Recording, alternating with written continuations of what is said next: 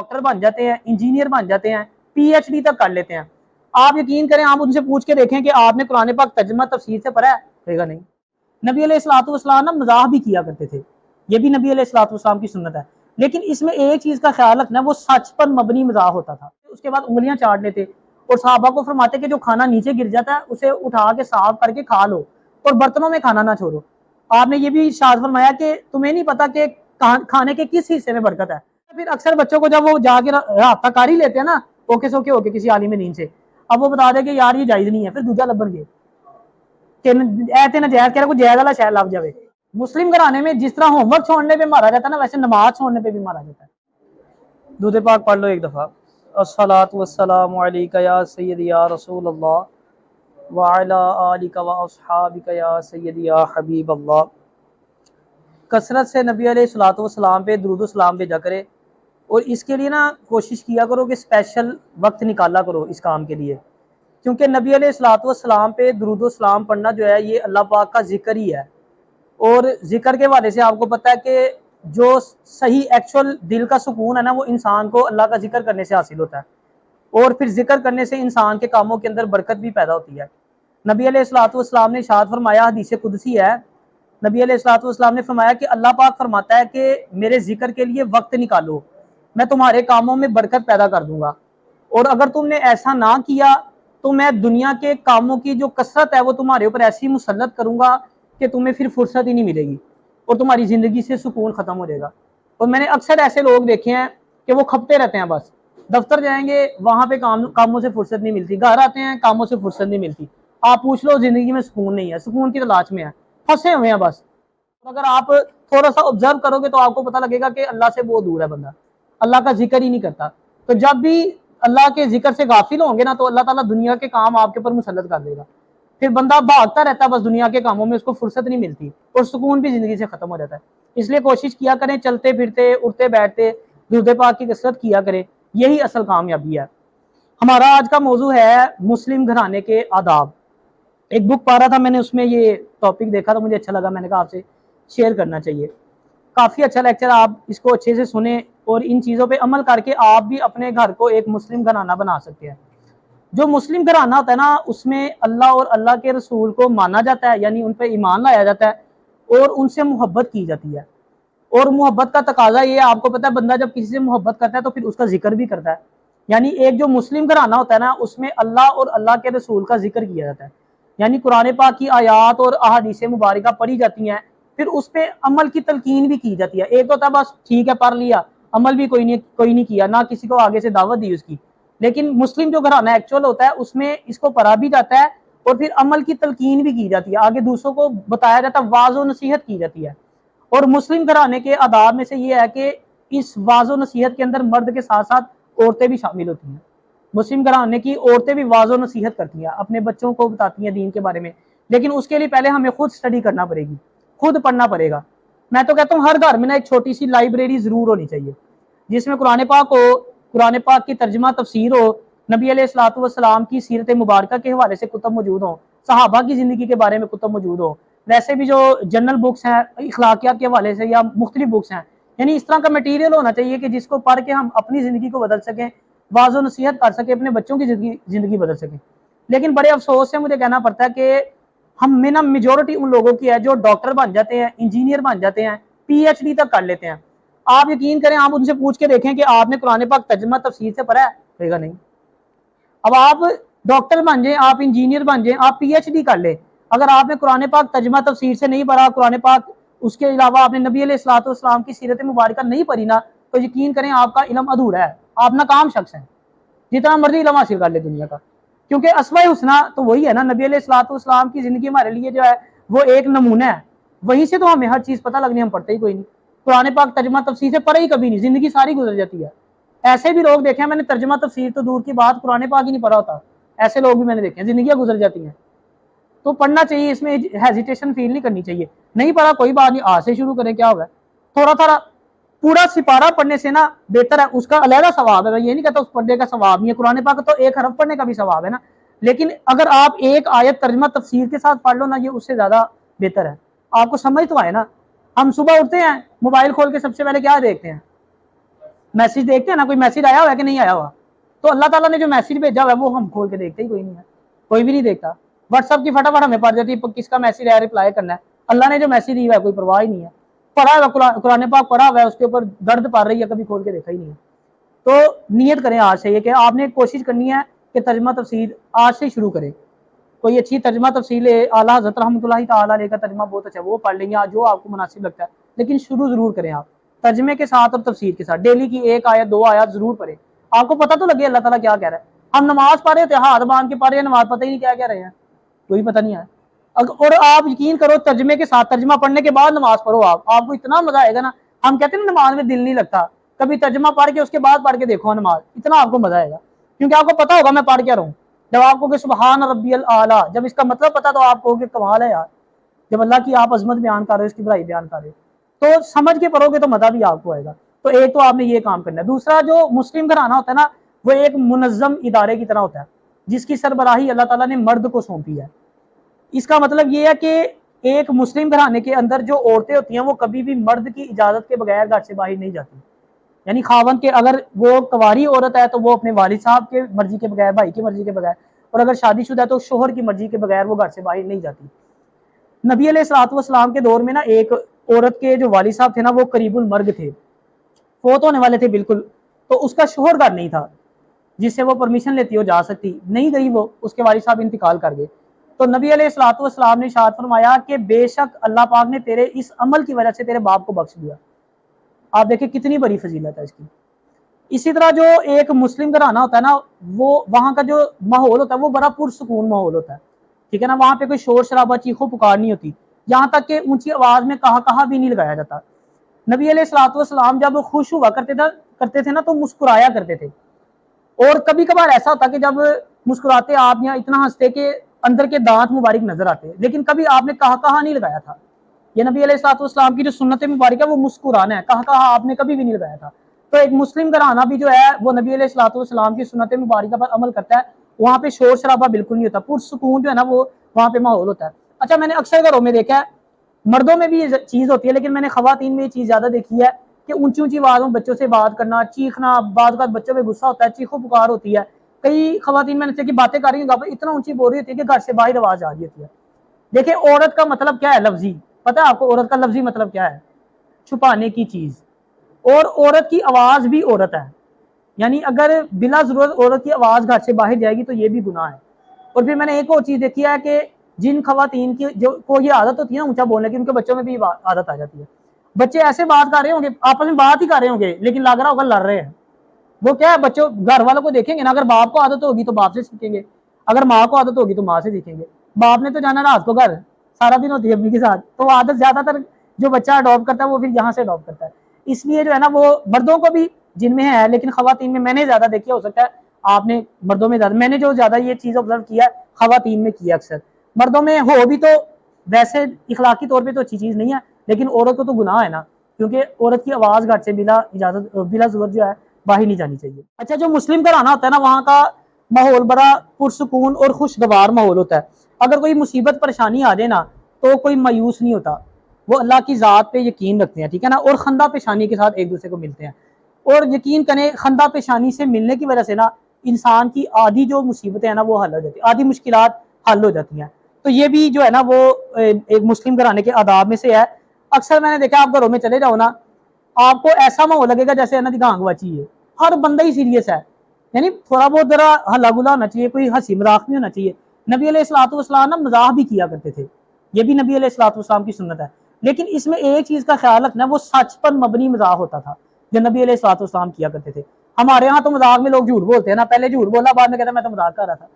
एक बात याद रखना कि मजाक जो है ना वो झूठ में भी, झूठ जो मजाक में बोला जाता है वो झूठ ही है, यानी उसका भी गुनाह है।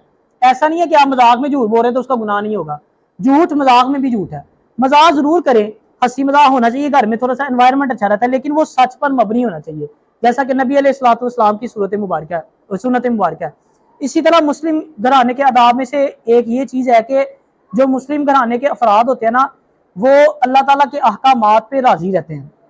अल्लाह की तरफ से जो फैसले हैं, जो अल्लाह पाक ने उनकी तकदीर लिखी हुई है, वो उस पर राजी रहते हैं। यानी खुशी आए یا غمی آئے ان کی دل کی جو کیفیت ہوتی ہے نا وہ سیم ہوتی ہے. یہ بڑا اہم پوائنٹ، اگر آپ لوگوں نے یہ سمجھ لیا، اس پہ عمل کر لیا نا، تو یقین کرو آپ کی زندگی بدل جائے گی. زندگی میں جب خوشی آئے اور جب غمی آئے دل کی کیفیت سیم ہونی چاہیے ایک مومن کی. اب سیم کا مطلب کیا ہے؟ مثال کے طور پہ کمر میں پین نکل آئی، آپ کو یا اللہ تیرا لاکھ لاکھ شکر ہے، تو جس حال میں مجھے رکھے تیرا شکر ہے. یہ جسم کس کا ہے؟ اس کا مالک کون ہے؟ اللہ ہے نا. تو وہ جس حال میں رکھے اس کی مرضی ہے، اس کا جسم ہے نا، اس نے دیا ہے نا ہمیں، تو اس نے جس حال میں رکھا ہے کو یا اللہ تیرا لاکھ لاکھ شکر ہے. اگلے دن کمر میں پین ٹھیک ہو گئی ہے، یا اللہ تیرا لاکھ لاکھ شکر ہے. کیفیت کیا ہے؟ سیم ہے. یہ نہیں کہ جب بعض لوگ دیکھو آپ کو خوشی کوئی ملتی ہے نا، جیسے جاب لگ گئی مثال کے طور پہ، اللہ کا بڑا شکر کیا، یا اللہ تیرا بڑا لاکھ لاکھ شکر ہے. اب جاب والوں نے نکال دیا تو گلے شکوے اللہ سے شروع کر دیے.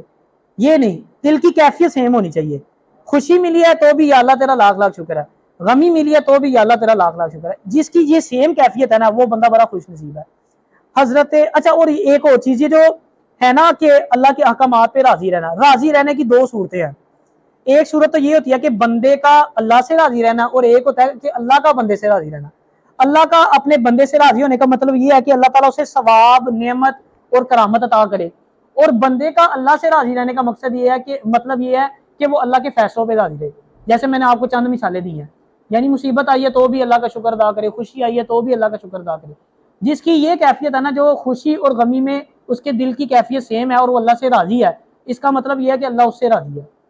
حضرت ابو عثمان رحمۃ اللہ تعالی علیہ فرماتے ہیں کہ 40 سال گزر گئے، اللہ تعالیٰ نے مجھے جس حالت میں رکھا ہے نا، میں نے کبھی اس کو ناپسند نہیں کیا، اور جس حالت میں مجھے پھیرا ہے میں نے کبھی ناراضگی کا اظہار نہیں کیا.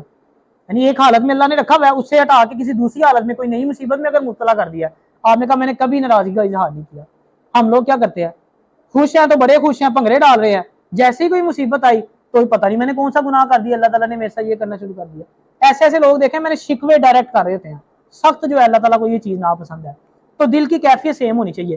حضرت موسیٰ علیہ السلام نے نا اللہ پاک سے عرض کی کہ یا اللہ مجھے کوئی ایسا عمل بتا کہ جو میں کروں تو مجھے تیری رضا حاصل ہو.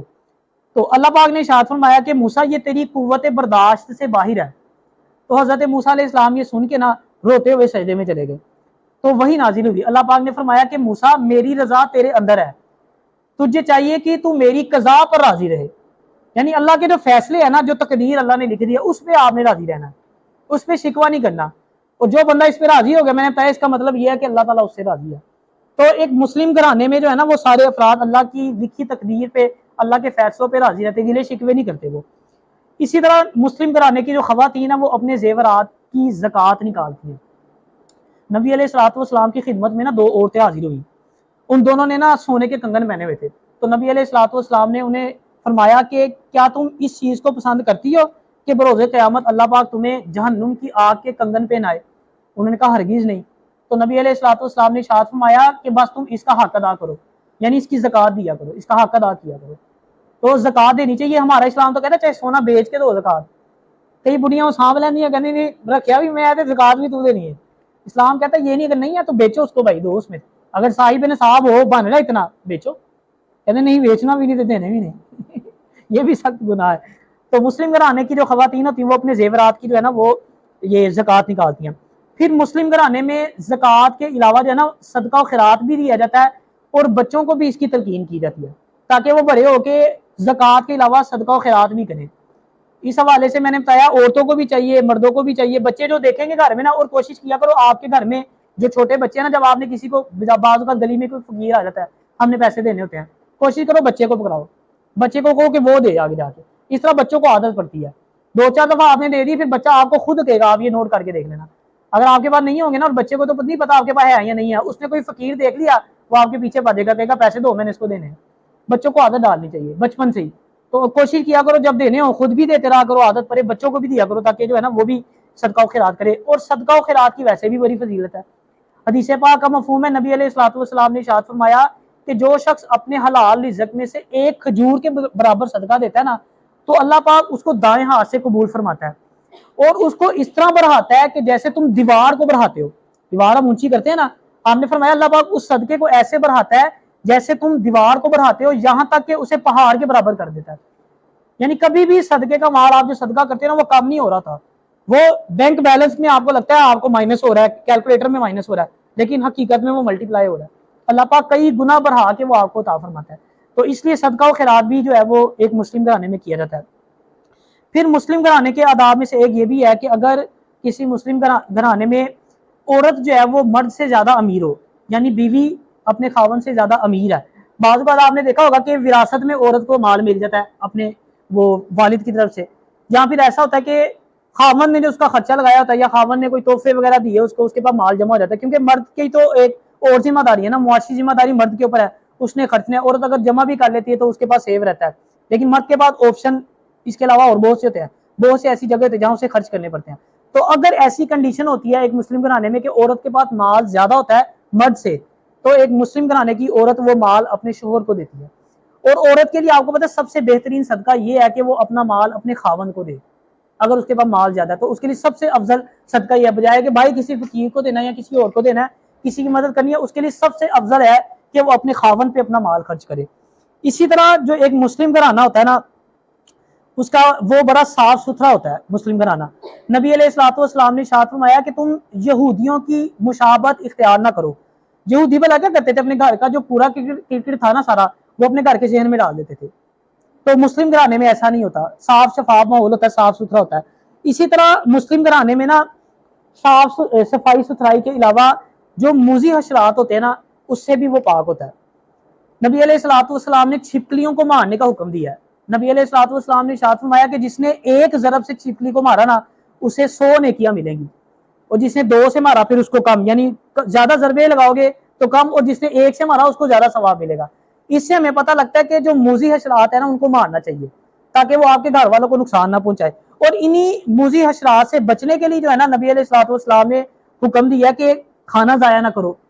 نبی علیہ الصلوۃ والسلام کی سنت مبارکہ تھی جب آپ کھانا نوش فرمایا کرتے تھے اس کے بعد انگلیاں چاٹ لیتے اور صحابہ کو فرماتے کہ جو کھانا نیچے گر جاتا ہے اسے اٹھا کے صاف کر کے کھا لو اور برتنوں میں کھانا نہ چھوڑو. آپ نے یہ بھی ارشاد فرمایا کہ تمہیں نہیں پتا کہ کھانے کے کس حصے میں برکت ہے. بعد آپ نے دیکھا ہوگا اکثر لوگوں کو عادت ہوتی ہے سارا کھانا کھا لیں گے اینڈ پہ ایک نوالا چھوڑ دیں گے. اکثر لوگوں کی گندی عادت ہے، جہاں اتنا کھا رہی ہے وہاں ایک نوالا چھوڑتے ہوئے کیا ہوتا ہے. آپ نے فرمایا کہ تم نہیں جانتے کہ کھانے کے کس حصے میں برکت ہے. ہو سکتا ہے جو آپ نے آخری نوالا چھوڑا اسی میں برکت ہو. پھر نیچے گرتا ہے، اکثر لوگ وہ توہین سمجھتے ہیں اٹھا کے کھاتے نہیں. اس سے کیا ہوتا ہے موذی حشرات پیدا ہوتے ہیں. جب ان کو کھانا ملنا بند ہو جائے گا، آپ اپنی پلیٹ صاف کرو گے، اپنا کھانا نیچے گرے گا، اگر تھوڑا سا اٹھا کے صاف کر کے کھا لیا، ہاتھ اچھے طریقے سے دھو لی، تو جب موذی حشرات کو کھانا نہیں ملے گا تو وہ آپ کے گھر سے بھاگیں گے. جب آپ خود روٹیاں ڈالو گے ان کو تو پھر انہوں نے آنا ہی ہے. تو نبی علیہ الصلوۃ والسلام نے فرمایا کہ جو کھانا نیچے گرتا ہے اسے اٹھا کے کھا لو، شیطان کے لیے نہ چھوڑو. شیطان بھی کھاتا ہے آپ کو پتہ ہے، اس لیے جو ہے وہ برتن صاف کرنے چاہیے، نیچے گر گیا اس کو اٹھا کے کھانا چاہیے. ہر اس کام سے بچے جس سے موذی حشرات کی پیداوار آپ کے گھر میں زیادہ ہو، ان کو مارنے کا حکم ہے. اسی طرح جو ہے وہ ایک جو مسلم گھرانہ ہوتا ہے وہاں کاموں کی نا منصفانہ تقسیم ہوتی ہے. اکثر گھروں میں آپ دیکھ لیں، یہ ہمارے یہاں پہ خاص طور پہ پاکستان میں، انڈیا میں یہ رواج ہے کہ بہو گھر آتی ہے نا تو اس کو نوکر سمجھ لیتے ہیں. وہ بہو کا مطلب ہی یہ لیتا ہے کہ کام والی آ گئی ہے، سارے گھر کا کام اس کو دے دیا جاتا ہے. ٹھیک ہے نا، وہ ساس کا کام بھی کر رہی ہے، سسر کا کام بھی کر رہی ہے، اپنے خاون کو بھی دیکھ رہی ہے، اگر کوارے وہ دیور ہیں ان کو بھی دیکھ رہی ہے، وہ جیسے گھر کی ملازمت ہم نے رکھی ہوئی ہے. تو یہ زیادتی ہے بہت زیادہ. حضرت علی رضی اللہ، اچھا اور یہ میں نے دیکھا اکثر گھروں میں نا بڑے ایسے چوڑے ہو کے مثال دیتے ہیں کہ نبی علیہ الصلوۃ والسلام کی بیٹی بھی تو کام کیا کرتی تھی، حضرت بی بی فاطمہ الزہرا رضی اللہ تعالیٰ، نبی کام کرانا ہے دے دو وہ تو مسالہ دینے نے. تو وہ یہ نہیں دیکھتے کہ حضرت علی رضی اللہ تعالیٰ عنہ نے کام تقسیم کیا ہوا تھا، یہ نہیں بتاتے. یہ کہی جاتے ہیں کہ نبی علیہ الصلوۃ والسلام کی بیٹی بھی تو کیا کرتی تھی لیکن کام تقسیم تھا. آپ رضی اللہ تعالیٰ عنہ اپنے والدہ سے فرماتے تھے کہ میری بیوی جو ہے وہ پانی بھر کے لائے گی اور باقی دیگر معاملہ دیکھے گی، اور والدہ جو ہے وہ آپ نے کیا کرنا ہے گھر کے اندر کے کام دیکھنے، نہیں آٹا پیسنا ہے. تو منصفانہ تقسیم ہوتی تھی، یہ نہیں کہ سارے کام عورت پہ ڈال دیے. جس گھر میں منصفانہ تقسیم ہوگی وہاں لڑائی جھگڑے بھی کم ہوں گے، انصاف قائم ہوگا اور گھر کا ماحول بھی اچھا رہے گا. تو ایک مسلم گھرانے کے آداب میں سے یہ ہے کہ وہاں پہ کام کی منصفانہ تقسیم ہوتی ہے، کسی پہ سارا بوجھ ایک بندے کے اوپر نہیں ڈال دیا جاتا. اسی طرح جو ایک مسلم گھرانہ ہوتا ہے وہ تقوی کی بنیاد پہ قائم ہوتا ہے. وہاں پہ حرام سے بچنے کی تلقین کی جاتی ہے. اکثر عورتیں ہوتی ہیں نا ان کو عادت ہوتی ہے جن کا ماحول نہیں گھر کا صحیح ہوتا، مسلم گھرانہ نہیں ہوتا جو، وہاں پہ آپ دیکھیں عورت کہتی ہے کہ بھائی مینوں نواں سوٹ چاہیے جتوں مرضی لے کے آؤ، پیسے سان نہیں پتا، میں پیسے اینا خرچہ میں مہینے کا چاہیے جتوں مرضی لے کے آؤ. اب مرد چاہے حرام کمائے، جا کے رشوت لے دفتر میں جا کے جو مرضی کرے، وہ کہتے تیری سیکھ ہے. لیکن جو ایک مسلم گھرانہ ہوتا ہے وہاں ایسا نہیں ہوتا. मुस्लिम घराने की औरत जो होती है वो अपने खावन से कहती है कि चाहे मुझे रूखा सूखा दो, तुम थोड़ा दे दो, लेकिन हराम का लुकमा जो है ना वो हमारे घर में नहीं आना चाहिए। ये एक मुस्लिम घराने के आदाब में से ही है कि वो हराम का लुकमा जो है ना वो कबूल नहीं करते। हराम से वैसे भी बचना चाहिए, और आज के दौर में हराम से बचना बहुत मुश्किल है। आप यकीन करो, इतने काम आ गए, ऑनलाइन इतने काम आ गए हैं, अक्सर बच्चे मैसेज करके पूछे फलां काम आ गया, फलां ये हम कर लें, और जब वो देखा जाए उसकी सर्च की जाए पता लगता है हराम है। आगे पीछे कोई उसका बैकग्राउंड ही नहीं होता। ऑनलाइन कामों में ये बहुत ज्यादा हो गया है। फिजिकल काम में तो फिर भी चलो आपको थोड़ा बहुत पता लग जाता ना, ऑनलाइन को तो पता नहीं दफ्तर कहाँ पे है, कहाँ पैसे जा रहे हैं, उन पैसों का क्या हो रहा है, बच्चे इन्वेस्ट कर देते हैं और हराम जो है वो खाते रहते हैं। ये भी क़यामत की निशानियों में से एक है कि हराम हलाल की तमीज खत्म हो जाएगी। लोग कहेंगे बस आना चाहिए। और अक्सर आप देखो लोगों को समझाओ ना कि यार ये सही नहीं है, अच्छा पहली बात तो ये है कि पूछना ही पसंद नहीं करते। अल्लाह ताला तो हमें हुक्म देता है कि जो तुम्हें नहीं मालूम तुम इल्म वालों से पूछो। अब ये सारे फर्ज उलूम है कि आपने कोई भी काम करना है ना उसके बारे में पहले इल्म हासिल करो। कोई काम स्टार्ट करने लगे उलमा से राब्ता करो, बताओ कि ये काम इसका मॉडल ये है, ये जायज भी है कि नहीं है। अच्छा फिर अक्सर बच्चों को जब वो जाके राब्ता कर ही लेते हैं ना ओके सोके होके किसी आलिम नींद से, अब वो बता दे कि यार ये जायज नहीं है, फिर दूसरा लबन गए ऐसे ना जायज कह रहा, जायज वाला शायद लग जाए। अब वो 3-4 से पूछेंगे, अगर 5 ने कह दिया ना कि ये जायज नहीं है, एक ने कह दिया जायज है, फतवा लग गया भाई ऐसे जायज। इंश्योरेंस वाले देख लो आप, उन इंश्योरेंस वालों से कहोगे ना कि यार ये फलां जगह से मैंने पता कि ये जायज नहीं है, वो फतवे निकाल के आपको दिखाने, ये देखें ये भी जायज है। अच्छा याद रखना ऐसे काम से भी बचना चाहिए जो डाउटफुल होता है, जो जिसमें इख्तलाफ है, कुछ उलमा कह रहे हैं जायज है, कुछ कह रहे हैं कि ना जायज है, उस काम से दूर रहो। नबी अलैहिस्सलाम की हदीस पाक का मफहूम है, आपने फरमाया कि हलाल वाज़े है और हराम वाज़े है, यानी जो चीज हलाल है ना वो अल्लाह ने बता दिया कि हलाल है, जो हराम है वो भी बता दिया हराम है। आपने फरमाया कि इसके दरमियान जो है ना कुछ चीजें ऐसी हैं जो डाउटफुल हैं। आपने फरमाया कि जिसने खुद को इन चीजों से जो मशकूक चीजें डाउटफुल हैं उससे बचा लिया, उसने अपना दीन भी बचा लिया, अपनी इज्जत भी बचा ली। मैंने बताया हम क्या कहते हैं, 5 ने क्या नजायज है, 1 ने क्या जायज है, ठीक है करो जी, जवाब मिल गया, फतवा मिल गया जनाब। डाउटफुल है ना इससे बचो। और इसकी मिसाल दी है नबी अलैहिस्सलाम ने बादशाह की चरागाह की तरह, जहां पे उसके जानवर चल रहे होते हैं ना। आपने फरमाया कि अगर कोई बंदा मफहूम बता रहे हो कि उसके पास ये किनारा है बादशाह की उसकी चरागाह का, उसके करीब अपने जानवर चरा रहा है, तो मुमकिन है कि गलती से उसका जानवर बादशाह की चरागाह के अंदर घुस जाए। यानी अगर वो चीज आप किसी से फतवा ले लिया, आपने 5 ने कहा जायज है, 5 ने कहा नाजायज है, आप चल रहे हैं तो मुमकिन है ना वो नाजायज ही हो। अब आप चलते चलते चलते मुमकिन है हराम में पड़ जाए आप। तो एक फार्मूला रखो बस, जो क्लियर चीज है ठीक है, नहीं है तो छोड़ो। आपने गलती से कार ही लिया है तो आपको पता लगा, हौसला करो, जुर्रत करो, कोई बात नहीं, छोड़ दो, अल्लाह ताला आपको उससे बेहतर देगा। फिर जो मुस्लिम घराना होता है ना वो तकब्बुर से पाक होता है, वहां कोई एक दूसरे को हकीर नहीं समझता, हर कोई एक दूसरे की इज्जत करता है। फिर इसी तरह जो मुस्लिम घराना है वहां पे सब लोग नमाजी होते हैं, खुद भी नमाज पढ़ते हैं, बच्चों को भी नमाज पे लगाते हैं, और जहाँ बच्चे नमाज नहीं पढ़ते उनको मारते भी हैं। हमारे घरों में ना ये बड़ी एक चीज ऐसी है कि जिसपे बहुत ज्यादा अफसोस होता है कि बच्चा होमवर्क ना करे हम उसको कुटते हैं, माँ तो नहीं लानी सही टका के, नमाज नहीं पढ़ी कोई टेंशन नहीं, कोई मसला ही नहीं है। मुस्लिम घराने में जिस तरह होमवर्क छोड़ने पे मारा जाता है ना, वैसे नमाज छोड़ने पे भी मारा जाता है। नमाज तो वैसे नहीं छोड़नी चाहिए, तो इतना बड़ा गुनाह है।